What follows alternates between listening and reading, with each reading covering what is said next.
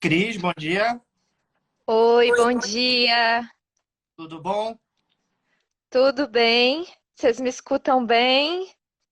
Eu estou escutando bem, imagino que Tá, também. então tá, tô vendo aqui só se eu melhoro um pouco a minha luz, né? Que o, o, o Instagram não tem como a gente testar antes, né? Porque a gente só entra e entrou. Então, deixa eu só pegar aqui uma luzinha para melhorar a coisa. Tranquilo, enquanto isso o pessoal está entrando para a gente fazer esse bate-papo. Nessa época de home Show. office, tem que se reinventar, né? Fazer coisas que a gente achava que ia fazer. Eu não sabia que eu ia ter que fazer lives e É, sessões ao vivo.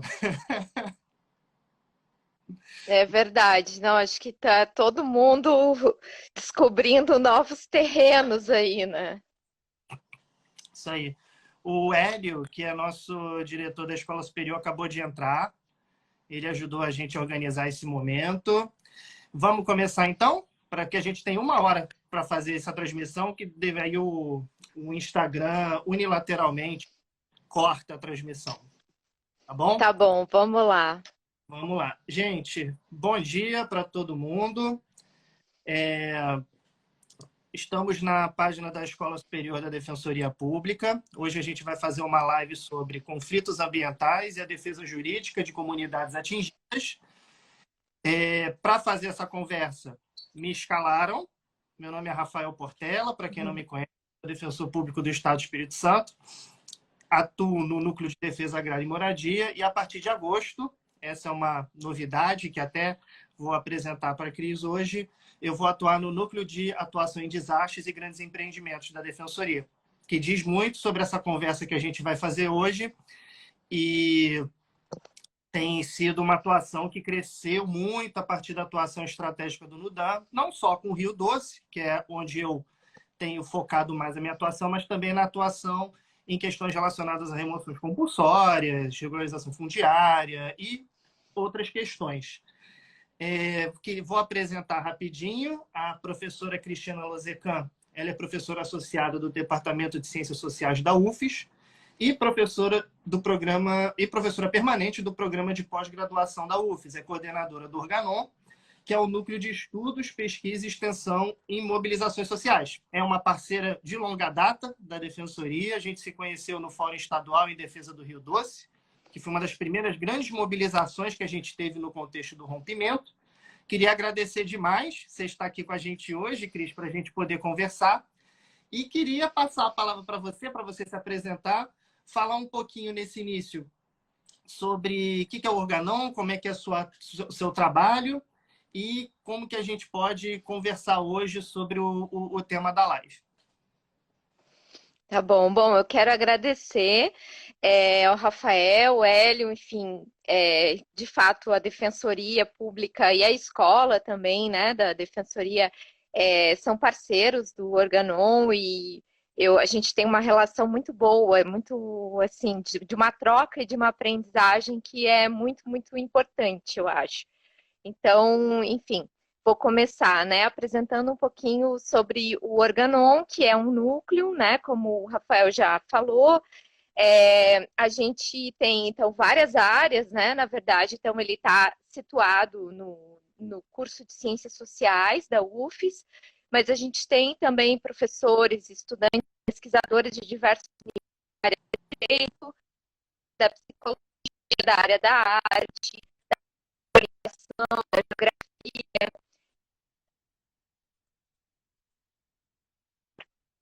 E a gente também tem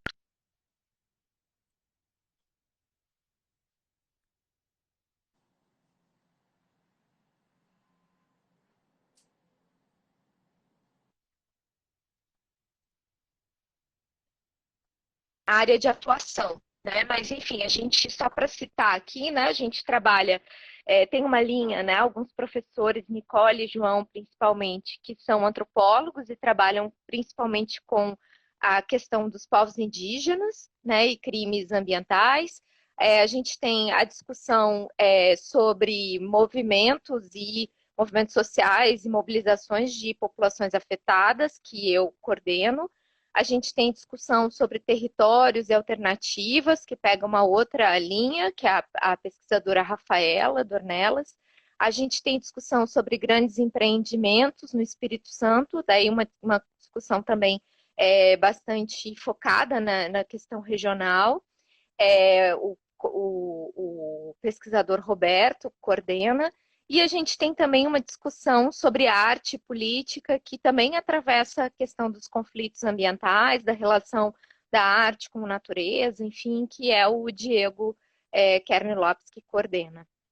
Enfim, né, como eu falei que a nossa discussão central os conflitos, né, são os conflitos ambientais, eu acho que seria interessante pegar aqui, retomar, até porque, enfim, a gente pode ter aqui, né, um público amplo e que não está tão habituado, familiarizado com essa perspectiva de discussão de conflitos ambientais, né? Então, eu queria falar, assim, basicamente, o que são conflitos ambientais e por que é importante que a gente pare um pouquinho para entender isso, porque isso, o entendimento sobre os conflitos ambientais pode alterar muito, tanto do ponto de vista da discussão acadêmica, quanto, sobretudo, da atuação de quem está lidando com esses conflitos, né? Então, no primeiro momento, a gente parte da questão mais óbvia, né? Quer dizer, um conflito, em geral,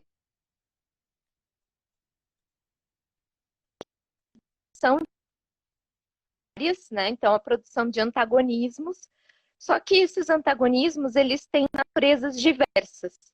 E essa diversidade, né, de naturezas de um conflito e aqui no caso de um conflito ambiental é que é muito importante da gente conseguir compreender, porque isso altera a maneira como se atua nesses conflitos, né? Então, assim, pegando inicialmente, né, a gente pode ter uma natureza concorrencial, onde a gente está lidando principalmente, por exemplo, com a ideia de interesses que estão em conflito, ou a gente pode ter uma natureza cognitiva, ou seja, percepções diversas que geram um conflito, e a gente pode ter também uma dimensão existencial, ou seja, a minha existência, né, ela implica um conflito com a existência de outro, né?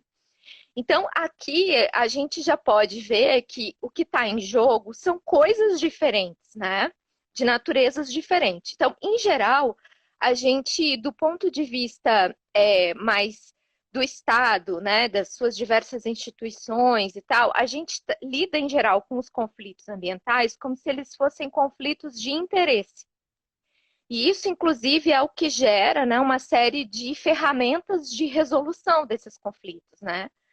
Então, o que seriam, né, os interesses em conflito? Então, por exemplo, a gente pode pegar empresas, né, o interesse de empresas e estados versus o interesse de setores sociais, né?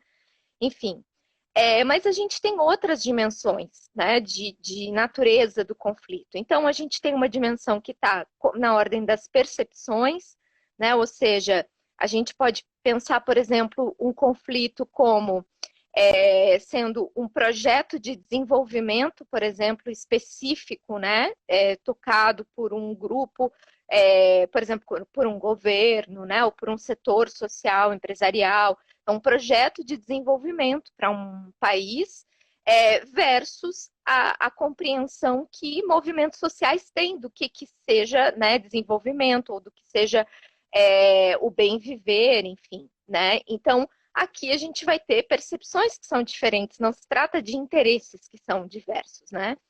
E a gente tem também, que acho que esse é um ponto muito importante de tocar, porque a gente vai falar, né, principalmente das comunidades que são afetadas por desastres, enfim, né?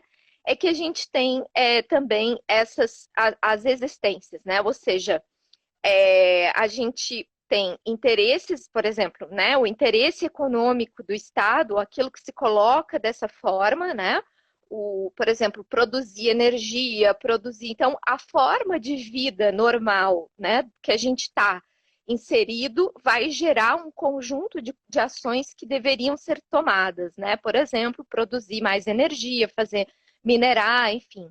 E do outro lado, a gente vai ter um conjunto de comunidades, de grupos sociais que vivem de uma outra forma, né, que tem uma outra perspectiva e existência de fato, como povos indígenas, comunidades ribeirinhas, onde o modo de vida deles é ameaçado quando aquele outro modo de vida, né, que é o modo de vida predominante, enfim, do nosso sistema, quando esse modo de vida coloca os seus projetos em execução. Né? Então, esse também uma natureza de conflito importante, né, da gente compreender aqui. E ainda, assim, né, já fechando aqui um pouco, mas a questão dos conflitos ambientais é que a gente ainda tem um outro elemento, que é o elemento ambiental, né, no sentido dos bens comuns, né, ou da natureza, enfim, a terra, o mineral. Então, esse ser, né, que é um outro ser, enfim, não é humano, enfim, daí tem todo também uma discussão, né, ele tem uma existência, né, ele é vivo, né? Enfim, a água, os mares, a gente está vendo isso tudo acompanhando o caso do Rio Doce, né? O rio é um sistema, né? É um ser vivo ali, né?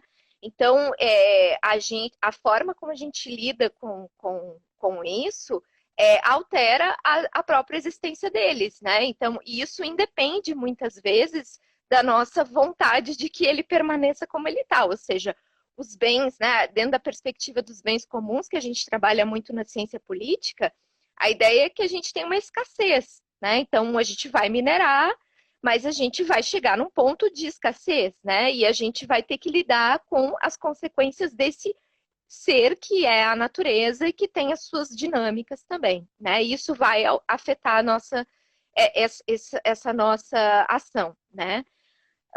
Bom, então aí a gente tem uma coisa que se complexifica, né? Porque na verdade, então a gente não tem um conflito só de dois atores, a gente tem um conflito que envolve múltiplos atores que produzem ações interferindo nesse sistema, né? E, enfim, né? Essa são situações em que a gente precisa compreender muito bem toda essa diversidade de natureza constitutiva do conflito para entender como agir. Porque aí eu já vou fechando, né, a minha primeira fala. Eu acho que um dos grandes problemas que a gente tem hoje na relação com as instituições de justiça é que, em geral, até pela própria natureza do Estado, né, e do Estado de Direito, das legislações e tal, em geral, os conflitos eles são tratados todos dentro da chave dos interesses, né? E quando a gente trabalha dentro da chave dos interesses, em geral, é possível achar uma solução que seja uma solução boa para todo mundo, ou uma solução, né, razoável, digamos assim, né? E o problema é que quando a gente vê que os conflitos têm uma ordem muito mais diversa, né, do que os interesses, bom, aí não é muito tão simples assim a gente resolver conflitos, né? E na verdade, muitas vezes, quando a gente resolve os conflitos, a gente está abafando um antagonismo que precisa ser expresso, né? Por exemplo, quando a gente fala em termos de povos indígenas, comunidades ribeirinhas, ou mesmo de percepções de mundo, né? Se a gente pensar que dentro de uma democracia, um movimento tem o direito de se expressar por um projeto de mundo diferente, né? Por um projeto econômico diferente, então simplesmente acabar com esse conflito, né, significa acabar com uma forma de pensar diversa, né? Então, enfim, isso é só para a gente começar pensando na complexidade que tem aí, né? Não. Tá certo, Cris. Pô, muito obrigado. Riquíssima a sua fala. E milhões de coisas surgem a partir das provocações que você fez, principalmente para mim como alguém que faz parte do sistema de justiça, enquanto integrante da Defensoria Pública, a gente vê como que é difícil, a partir de uma construção contra-majoritária do papel da Defensoria Pública, uma construção de promotor de direitos humanos, uma construção de que é uma instituição que precisa ser engajada para aspirar o máximo de democracia possível, o máximo de participação social possível, se deparar dentro de uma conjuntura de conflito ambiental, onde a gente já tem um antagonismo muito grande criado em virtude da exclusão, em regra, das comunidades atingidas dos processos de discussão, seja de gestão do meio ambiente, seja de gestão da crise ou do desastre criado. Para a gente, atuando no desastre do Rio Doce, isso ficou muito claro como que essa questão que você falou, vou pegar aqui que eu fiz umas anotações, a natureza concorrencial e os interesses em conflito, além de existirem e serem muito plurais e serem heterogêneos, a gente tem também uma assimetria muito grande de poder. Uma assimetria de poder econômico, político, jurídico, que já torna extremamente desgastante a defesa da comunidade atingida em si. E a gente pode pegar dentro do direito várias questões que simbolizam muito isso. Por exemplo, você falou uma coisa muito interessante sobre a questão do rio ser um ente vivo, do meio ambiente ser algo dinâmico, fluido, que interage conosco. E a gente teve... Aí você me corrige, por favor, não lembro se no Peru ou na Bolívia, o ajuizamento de uma... Não, a gente teve uma ação aqui no Brasil para buscar proteger o Rio Doce, mas a gente tem legislações latino-americanas que têm uma defesa muito mais consistência do meio ambiente. Você pode falar um pouquinho disso? Sim. Então, tem, né, assim, principalmente, acho que os dois países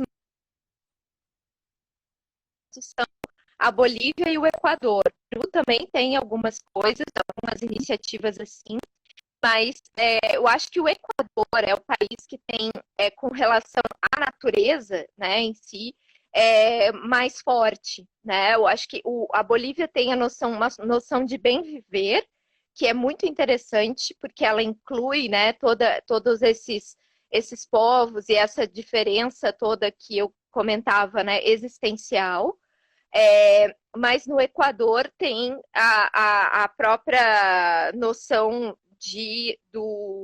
da natureza como um ator, né? Enfim, tem uma série de movimentos lá que foram muito importantes nesse sentido, né? Principalmente na luta deles com relação à questão da extração do petróleo, né? O movimento dos Yaçunidos.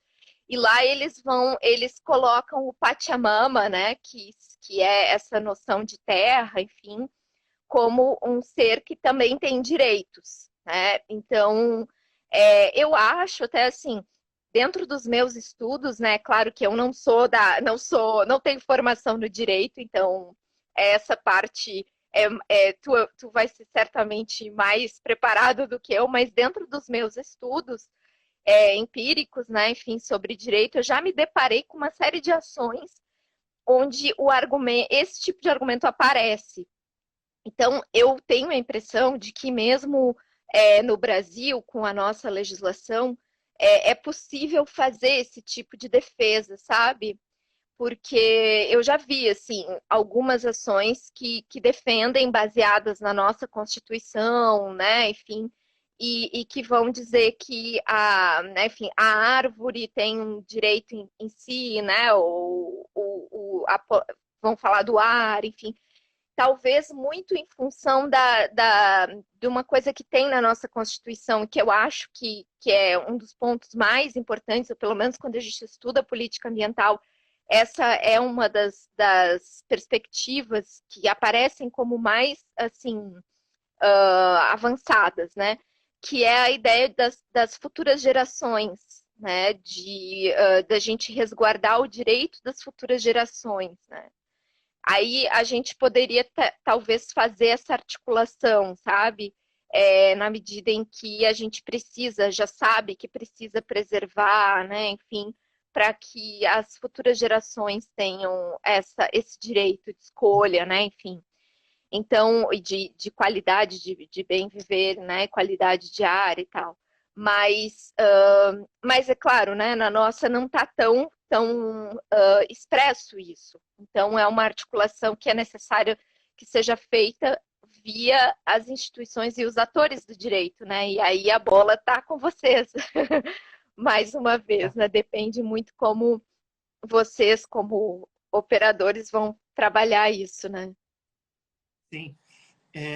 Eu sempre, assim, quando a gente conversa, eu sempre tenho uma visão um pouco cética com o que a gente consegue de resultados jurídicos quando a gente fala de defesas tão aprofundadas, seja do meio ambiente, seja das comunidades atingidas. Atuar no Rio Doce me marcou muito. E quando a gente pega essa discussão toda e traz para a gente pensar estándares jurídicos para a defesa técnica dessas comunidades, a gente vê que o direito ainda tem... que o sistema jurídico brasileiro ainda tem lacunas que dificultam muito a gente criar um mosaico de normas que possa proteger com mais efetividade esses grupos. A questão, por exemplo, do atingido individualmente considerado tem sido a tônica do processo reparatório do Rio Doce por causa da inabilidade, seja consciente ou não, da Fundação de buscar de buscar reparar o dano. Dentro disso, uma coisa interessante que eu coloco aqui para a gente refletir é que quando a gente começou a atuar com a questão do Rio Doce, ou com questões coletivas muito fronteiriças para o direito, como a questão dos desabrigados pela chuva, como a questão das pessoas que estão morando em ocupações irregulares ou morando em bens públicos em pouquíssimo tempo, não estou falando de ocupações regulares ou consolidadas, a gente vê como que é difícil você buscar uma defesa individual dessas pessoas pela dificuldade que ela tem de provar ou de fazer valer essas normas, porque a cláusula da função social não vale individualmente para ela, cria-se esse imaginário da doutrina tradicional de que são normas programáticas que estão para o futuro, para um dia serem implementadas. E a gente vê que, à medida que a gente foi se inserindo na conversa com as comunidades, foi conhecendo o seu dia a dia, foi conhecendo as suas relações e entendendo como elas se sentiram afetadas, que a gente percebeu o lugar da Defensoria Pública. Isso eu coloco a minha opinião, tenho certeza que é a opinião da Mariana, que está aqui vendo a gente também, da Maria Gabriela, do Vinícius, que construiu esse trabalho do NUDAM, que é o que eu posso falar com mais propriedade, porque eu participei dele e participo. E essa aproximação quase indutiva, quase induzida, né, pela pressão, pela necessidade de você tomar medidas, acabou dialogando com toda uma produção acadêmica que a gente não conhecia, que está relacionada à mobilização do direito, que é um dos seus objetos de estudo, está relacionada à sociologia dos desastres, está relacionada a um campo riquíssimo, que a gente percebe que não tem um diálogo transdisciplinar com a matéria jurídica. Quando você pega manuais de direito dos desastres, que agora é a nova moda, né? Mas quando você pega, você não lê na bibliografia.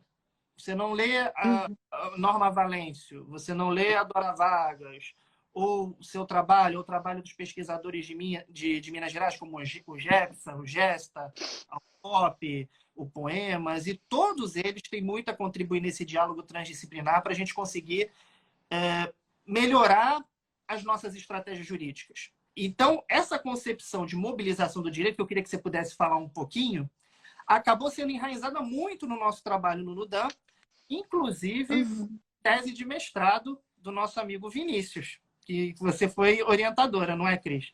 Então, eu queria que você falasse um pouquinho sobre como que a mobilização do direito é importante, o que é, explicar para a gente qual é o conceito, e como que ela pode ser importante para uma instituição como a Defensoria Pública para pensar estratégias para fazer uma defesa mais eficiente de grupos atingidos. Uhum.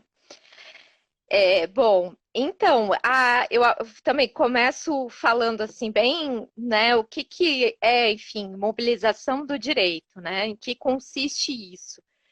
Então, assim, num primeiro momento a gente pode entender a mobilização do direito como o ato de endereçar, né, certa ação coletiva, a gente está falando de mobilização, então a gente está falando de ação, né, para o campo jurídico. Né? Assim, dentro da sociologia, a gente vai compreender de um modo mais amplo o direito, né? Enfim, tem uma série de discussões sobre o que é o direito, né, todos esses termos, mas a gente pode entender de uma forma que pega um conjunto mais amplo de aspectos a noção de campo jurídico, porque a gente vai trabalhar aí com o direito em si, né, o arcabouço, enfim, toda a parte teórica também, princípios, fundamentos e tal.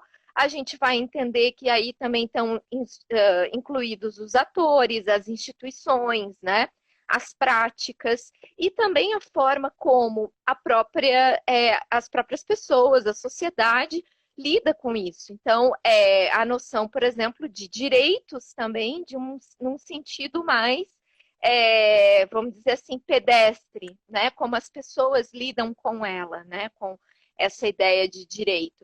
Então, cada vez que a gente vai endereçar a ação coletiva para esse conjunto de coisas, a gente pode falar que a gente está trabalhando com uma mobilização do direito. Agora, assim, isso de uma forma bem, bem genérica, né? O que, assim, um pouco da história, né? Esse conceito, ele, na verdade, ele surge como uma chave, né, de discussões, interpretações que passam ali pelo campo da sociologia, mas também da ciência política, do próprio direito, né? O chamado campo dos estudos legais, que está muito ligado à tradição anglo-saxônica, né? Então, foi muito forte nos Estados Unidos, também na Inglaterra e tal. Então, surge ali e também isso tinha a ver com uma característica do próprio direito desses países, né? Porque estava muito ligado à questão da common law, né? Então, lá, né, assim, digamos, seria quase que natural, né, que os conflitos fossem encaminhados ao campo jurídico, né? Porque é pelo próprio sistema que se constitui muito da própria provocação desses atores, né? E dos processos de resolução desses.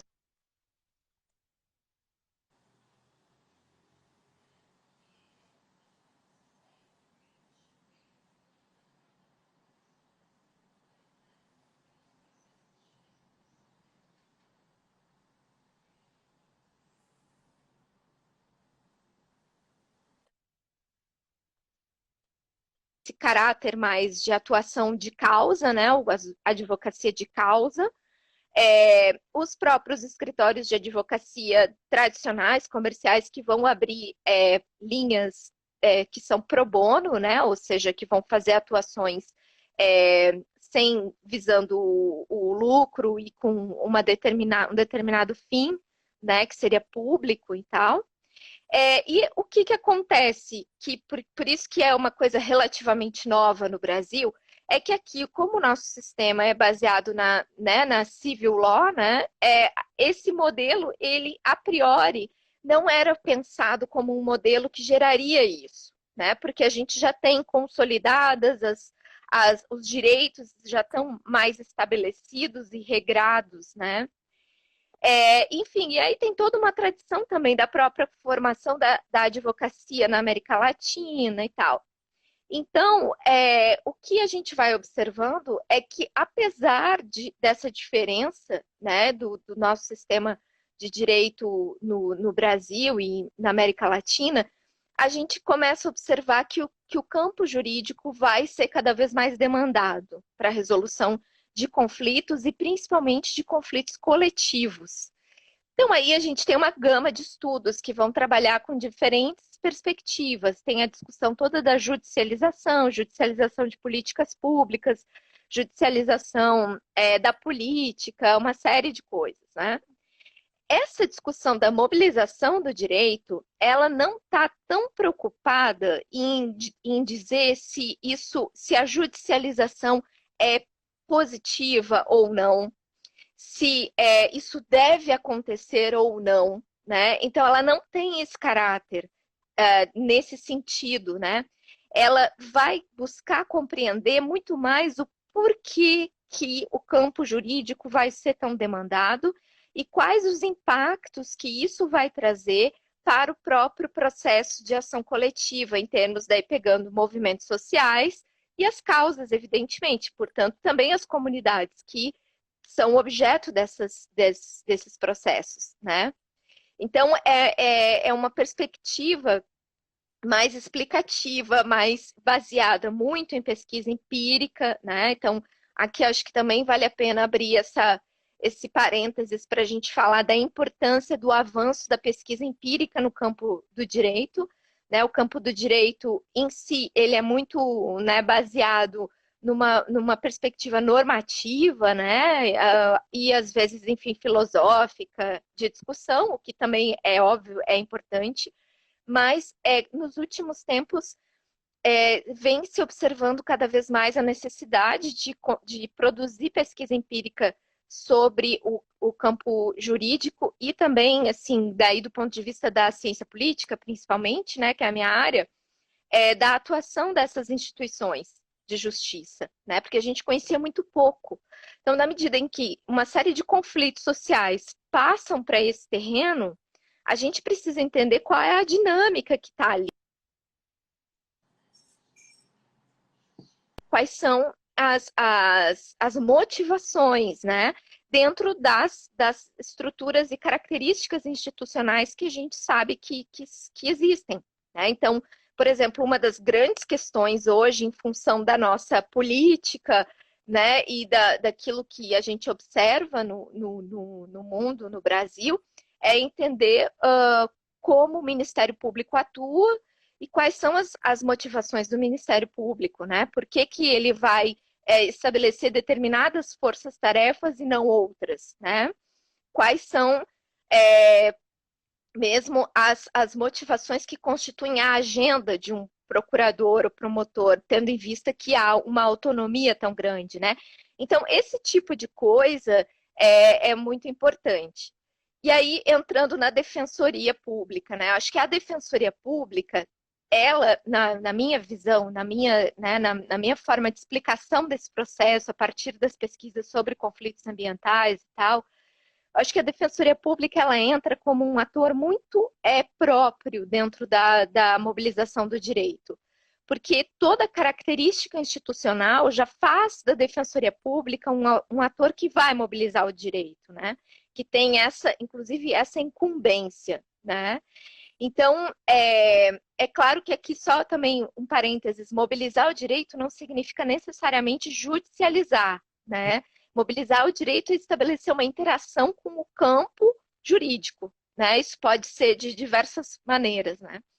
Mas então é uma instituição que está um pé dentro do campo jurídico e um pé fora, né? Porque ela tem essa natureza desse contato, né? De buscar exatamente essas demandas que estão tendo dificuldade de acesso, né? Para dentro do campo. Então, ela tem um caráter proativo nesse sentido, né? De buscar, de perceber, de ter esse olhar para a sociedade, né? Para tentar buscar quais são esses pontos nebulosos aí do acesso à justiça e tentar incidir sobre isso, né?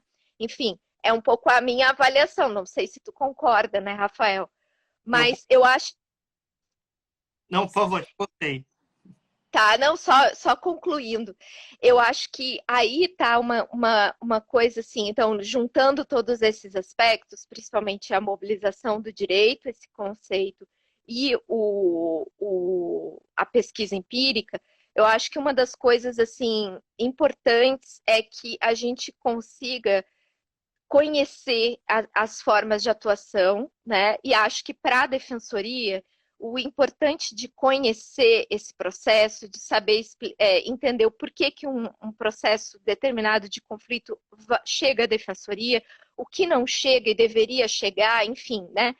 Compreender essa dinâmica é importante para que a própria defensoria possa avaliar a sua atuação e estabelecer formas, né, linhas de ação que tornem a instituição mais, enfim, mais eficaz, mas não só eficaz no sentido de cumprir, né, o que está estabelecido, mas também eficaz no sentido de se repensar criticamente, de se reelaborar, né, enfim, pensando que instituições são vivas, né? Elas também são permeadas ali por fissuras, né? Então elas vão se alterando ao longo do tempo até que a gente vai tendo também novas formações institucionais, né? Sim. Eu concordo. Até te interrompi. Eu falei que eu tinha concordado completamente contigo sobre a sua avaliação. Eu acho muito interessante a gente pensar a Defensoria Pública vocacionada à mobilização, porque isso envolve também um reconhecimento mais aprofundado do nosso papel em causas coletivas. Não só na defesa de direitos coletivos, difusos, individuais homogêneos, mas dentro dessa atendimento individual, que é importante também, ele personaliza a defensoria e ele também dialoga muito com uma ideia, Cris, que você colocou, da relação de não necessariamente a gente judicializar uma questão quando a gente pensa em mobilização do direito, o que também é muito gente, porque pensar na defesa jurídica destas comunidades envolve fazer uma avaliação de risco do que pode vir a surgir dentro do judiciário sobre o que a gente vai colocar como uma questão sensível às vezes. Eu um pouco ruim aqui no momento. O pessoal que está assistindo está conseguindo visualizar direito? A Cris caiu. Deixa eu solicitar aqui para ela entrar novamente, pessoal. Só um minuto.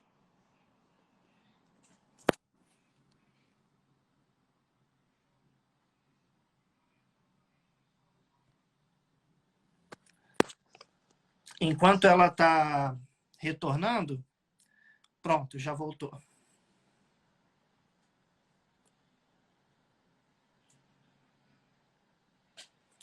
Vamos esperar ela entrar aqui de novo.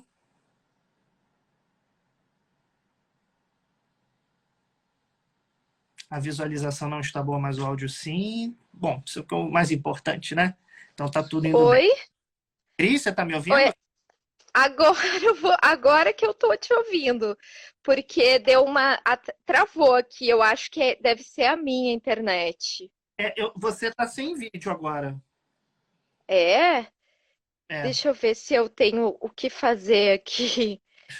É que, bom, eu até vou explicar para o pessoal. Eu moro no centro de Vitória, e aí dizem que aqui tem problemas com a internet, porque é muito antigo, né? Eu vou tentar sair e vou tentar entrar de novo. Tranquilo, a gente aguarda. Bom, pessoal, se vocês tiverem alguma pergunta também para a gente fazer para a Cris ou eventualmente para mim, vocês façam, por favor. Eu estava colocando aqui essa questão de como é importante para a Defensoria Pública a mobilização em direito. Vamos lá. Ela voltou.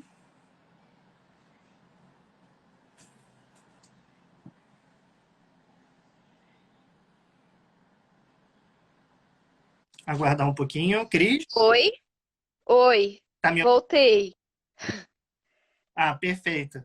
Vamos. Desculpa, gente. Não, que isso. Podemos retomar? É a internet. Podemos. Eu queria colocar, até resumindo, já coloquei algumas ideias, mas mais caminhando para eu chegar nessa conclusão. Essa questão do repensar criticamente a instituição é muito importante. Por quê? Eu não consigo desconsiderar que, se a Defensoria se enxerga como uma instituição que quer dialogar com comunidade, quer dialogar com o sujeito suficiente, ela precisa também adequar-se metodologicamente a essa questão. ela precisa inserir dentro da defensoria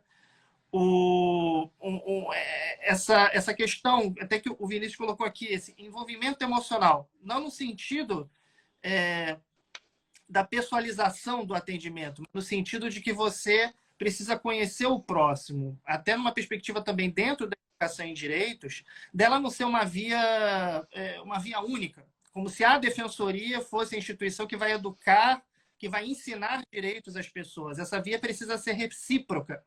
Ela precisa ser construída num ambiente de aprendizado mútuo. E me lembra muito um artigo da professora Dora Vargas, até citei ela porque me marcou muito, ela falando como se deu a atuação das instituições de justiça nas chuvas de Teresópolis, que se você se propõe a atuar em contextos como esse, mas você não se propõe a uma avaliação interna, você pode acabar criando uma atuação autoritária ou desleixada, que é o famoso atuação de gabinete, de você achar que essa demanda foi formalizada no protocolo, você vai instaurar um procedimento, você vai oficiar, você vai fazer uma ação civil pública, e a comunidade, o sujeito que é beneficiário dessa atuação está completamente alijado do processo. E isso, para mim, é algo que a gente vê no Rio Doce, e aí eu faço uma crítica geral, não estou falando de outras instituições, eu estou falando do todo, de como que as instituições de justiça, ao pensar estándares de participação social, caem numa contradição, porque eles pensam essa participação social sem aquele que vai participar, embora tenhamos feito muitos esforços para que esse sistema fosse o mais participativo possível, fosse o mais próximo do ideal possível. E dentro disso fica essa reflexão também sobre como que a gente tem que fazer essa avaliação interna para conseguir encaixar todos esses conceitos que a gente está falando. O Vinícius fez uma pergunta aqui, Cris, eu não sei se você está vendo, eu não consigo mexer, mas ele falou para mim assim, Rafael, o envolvimento emocional importa na atuação da Defensoria Pública? Eu coloco sim. Isso acho que é uma marca muito grande da atuação do Nutan, que o pessoal de fora acha que para frente sofre muito, mas eu acho que isso é a outra face de você ter uma atuação tão para frente, você ter uma atuação tão próxima. Você não consegue fazer uma atuação próxima num ambiente opaco ou pasteurizado. Você tem que conversar com as pessoas, você tem que quebrar esses vínculos formais. Sobre isso, você quer tecer algumas considerações sobre a questão do envolvimento emocional, Cris? Sim, eu queria também puxar uma coisinha antes só que tu falou. Eu acho que assim, essa questão da autorreflexão, né, ela é muito importante e ela envolve algumas questões que são talvez assim mais críticas mesmo, né, mais graves, e que às vezes o profissional que está atuando nas instituições não se dá conta, assim, não conhece um debate todo que já existe sobre. Do que eu estou falando? Eu acho que é fundamental mesmo, né, que essas instituições que têm uma atuação nesse sentido, muito próximas às comunidades, aos movimentos e tal, e que mobilizam efetivamente o direito, tenham essa percepção autocrítica e não substitutiva, né, do próprio ator social. Isso é muito importante. Agora, também é muito importante saber, né, enfim, ter essa percepção de que a sociedade, ela não é o reino da virtude, né? Assim, a sociedade também é atravessada por problemas, né? Então, assim, se a gente pegar, por exemplo, o racismo, né? O racismo está entranhado na nossa sociedade, né? E está entranhado, às vezes, até dentro de comunidades que a gente está defendendo, né? Então, é preciso, e esse, assim, só para fazer a referência acadêmica, né, esse foi um debate muito caro e que veio com um grupo de estudos chamados estudos pós-coloniais indianos, porque dentro da sociedade indiana, enfim, super marcada por toda uma clivagem de castas, né, eles apontaram que a própria sociedade civil produzia exclusão. Então, não dava para simplesmente achar que a sociedade civil ela resolveria todos os problemas, né? O Estado precisaria ter aí também, né, uma construção que garantisse, né, direitos fundamentais, enfim. E aí a gente tem também todo um debate aí do Habermas, por exemplo, que vai trabalhar nesse sentido, já revisitado por essas críticas, né? Mas, enfim, o que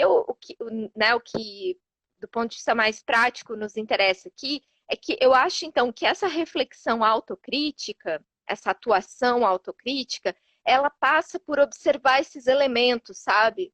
Por entender que nem ela pode ser esse ator tão virtuoso assim, que vai resolver os problemas da sociedade, né? E nem também apostar tanto que a própria sociedade sozinha vá conseguir dar conta de resolver problemas que são além das suas capacidades, né? E aí eu acho que esse é um aspecto importante, porque senão, às vezes, a gente cai em certas ciladas, né? Como a gente vê acontecer, por exemplo, mesmo dentro do caso do Rio Doce, né? Que a gente tem, às vezes, aí, em nome dessa participação, em nome da atuação, né, de certos grupos, na verdade, a gente cai na mão de grupos que estão mal intencionados, né? Então, eu acho que esse é um ponto importante sempre de se observar. E a questão do Vinícius, eu engancho com essa falando o seguinte, que aí a gente tem dos desafios mais impressionantes, assim, né? Enfim, de todos que têm uma inserção institucional, né? A vida pública ou dentro do Estado, e uma atuação que também é autorreflexiva, que é a questão de que, bom, a gente está implicado sempre nas coisas, né? E isso embora exista um senso comum que defende uma racionalidade fria e que te separa do mundo, né? Onde tu, Rafael, atuar absolutamente de forma, né, independente no sentido, né, de não ser implicado por nada do mundo, né, no teu trabalho. A gente sabe que isso na verdade, é muito mais um desejo do que um fato, né? Porque mesmo essa racionalidade tão dura, né, essa coisa mesmo, tem um estudo muito legal feito nos Estados Unidos que mostra exatamente essa coisa blasé, né, assim, meio esse tom, assim, né, frio e distante que o direito precisa sempre ficar mostrando, né, na verdade, isso se constitui num certo viés emocional, né, que é a frieza. Que a frieza e a indiferença e o afastamento é um aspecto emocional, né? Então, porque a gente, em geral, está acostumado a pensar na emoção como só a emoção que é aquela mais comum, né? O amor ou o ódio, enfim. Mas a construção da indiferença é um aspecto emocional também, né? Então, ser frio não é não é estar para além das emoções, né? É ter uma constituição emotiva de frieza, né? Então, isso é uma coisa importante. Agora, o que significa, né? Que a gente está sempre atravessado por essas características emocionais, né? E a gente também está implicado na sociedade que a gente vive, então o que acontece? Bom, se eu falei antes que a sociedade ela é atravessada por questões estruturais, como racismo, por exemplo, ou como, né, enfim, sexismo e etc., isso também tá em torno dos atores que estão nessas instituições, né? Então, assim, isso traz um desafio, porque o profissional que vai trabalhar na linha de frente, né, nesses casos, ele vai ser um profissional que vai ter que ter uma estrutura, talvez até psíquica mais forte, porque ele vai ter que se repensar o tempo inteiro, né? E uma boa instituição, nesse sentido, é uma instituição que provoque esse indivíduo o tempo inteiro. Então, se por acaso tiver alguém ali que carrega, por exemplo, né, um traço estrutural como o racismo, a instituição tem que, de alguma forma, dar um jeito de interpelar esse sujeito para que ele se reveja, se repense, né? nem sempre isso funciona, né, Rafael? A gente sabe no dia a dia que a gente vai se deparando com pessoas que têm as mais diversas características e formações cognitivas, né? Agora, uma coisa é certa, e voltando mais especificamente para a questão do Vinícius, que inclusive, para responder essa própria questão dele, eu recomendo que leiam a dissertação de mestrado dele, que é uma dissertação maravilhosa para entender a própria Defensoria Pública e as lutas por moradia em Vitória, né? Uma belíssima dissertação e que tem uma qualidade de análise incrível, né? Então, mas, enfim, essa que aí eu acho que até mais do que emocional é uma dimensão afetiva, né? Porque o afeto é aquilo que me afeta, né? Então, para que um defensor, um promotor, enfim, um advogado popular, alguém que está no campo jurídico, né, prioritariamente, ele atue, ele se engaje em uma determinada causa, né, entrar para uma causa, enfim, isso significa, de alguma forma, ser afetado por aquilo, né? Então, porque, bom, essa é uma das questões que a gente desenvolve, inclusive, na pesquisa, né? Porque como é que se constitui uma agenda de trabalho, né? Então, por que a Defensoria Pública do Espírito Santo resolve criar um núcleo sobre desastres, né? De alguma forma, essas questões, elas produziram um efeito, elas tocaram vocês enquanto indivíduos e a instituição. Isso foi elaborado institucionalmente, né?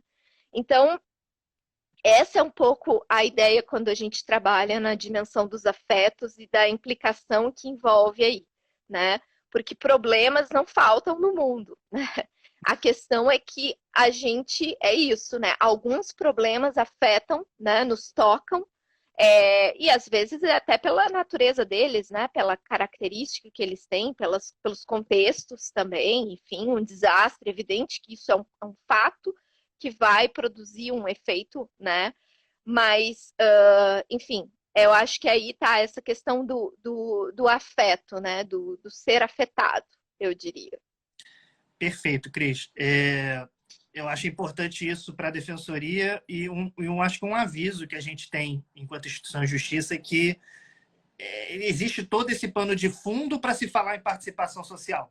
Se a gente não tem essa avaliação crítica do nosso papel, inclusive como legitimador desses espaços para fins jurídicos, para fins judiciais, às vezes uma defensoria acompanhando, um Ministério Público acompanhando, a gente não está exercendo direito o nosso papel, a gente não está atuando em criação efetiva de espaços de participação e acaba incentivando a apropriação desses espaços. E o caso do Rio Doce, a gente podia fazer mais 1 hora de debate sobre como isso está acontecendo no Rio Doce, mas infelizmente a gente não vai ter tempo, porque a gente já está chegando ao final. Eu queria agradecer demais a sua participação, foi riquíssima a sua exposição. A gente passou por vários temas muito caros para a Defensoria, a gente agradece muito. Várias pessoas mandaram aceno, mandaram olá, entraram. Eu ressalto aqui que ele entrou no finalzinho, e a Márcia, de Colatina, que estava no Fórum Estadual nesse processo de tempo. Outros amigos e amigas da Defensoria, outras pessoas que puderam participar. E, Cris, eu deixo para você essa última fala para a gente se despedir. Acabou que a gente tinha até combinado fazer uma avaliação, fazer uma explicação final sobre como que o Ludesp poderia se apropriar dessas concepções, mas eu acho que isso foi abordado durante a live. Então, eu agradeço demais. Passo para você uma última fala, uma fala breve, para a gente poder encerrar a live. Bom, eu que agradeço enormemente, Rafael, e a escola da Defensoria. Vocês são muito importantes e a atuação de vocês tem feito diferença de fato, né? Eu acho que, inclusive em termos de Brasil, a Defensoria Pública do Espírito Santo, sobretudo através do NUDAM, mas eu também sei que tem outros núcleos importantes que tem uma atuação exemplar, mas tem se destacado nacionalmente, né?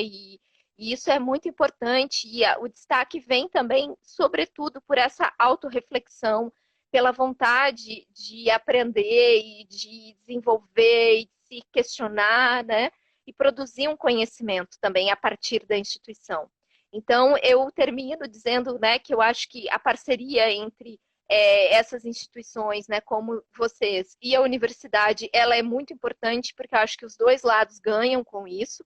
A gente também aprende, né? Enfim, acho que a ideia de construir aí esses espaços de formação, esses espaços de diálogo, é algo que pode ser super importante, principalmente para esse núcleo que está começando agora, né? Até porque a gente está vivendo a era o tempo das catástrofes, né?